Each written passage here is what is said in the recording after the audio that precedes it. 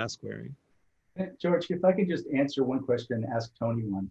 You said, what are the lessons we've learned from other parts of the world? And I think one of the ways to say it is, well, the great news is the lessons are pretty similar. If you don't do social distancing, testing, contact tracing, isolation, and treatment of the sick, you're not going to have success. So in other words, there are lots of variations on the theme. Koreans and Singaporeans have this vaunted use of technology. I tell you, I've talked directly to the people who run those programs, and the technology is far less important than the shoe leather epidemiology, the capacity to test. It's the same things that have led to success. And so if you look right now at economics versus public health, it's exactly the opposite of what we've been hearing in the United States.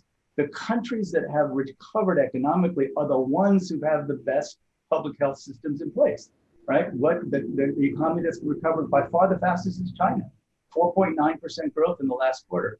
The OECD country, the rich country that's done the best is Korea, 1.9% growth last semester. And it's almost a direct correlation between the sturdiness, the completeness of the public health system in place and economic growth. So it's exactly the opposite of what people have been saying, meaning that there's a trade-off.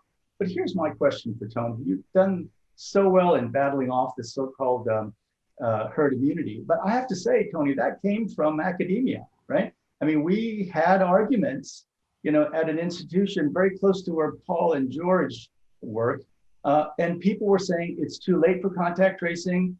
The best thing we can do is go back and forth in lockdowns and ultimately reach herd immunity. This was out there, and I kept saying, wait a minute, we know who's dying from COVID at disproportionate numbers. You're going to get herd culling, not necessarily herd immunity. And now that evidence is even worse. But from the halls of academia to the mouth of Jair Bolsonaro in Brazil and now elsewhere, and we agreed, Tony, we're going to be apolitical in all this. But herd immunity has emerged as an alternative to the full public health response. What do you make of that? Well, I've already have a role. Yeah. No, I mean, I've already made my thoughts about it clear. Yeah, that to me, herd immunity is through a vaccine. That's the way you get herd immunity, through a vaccine.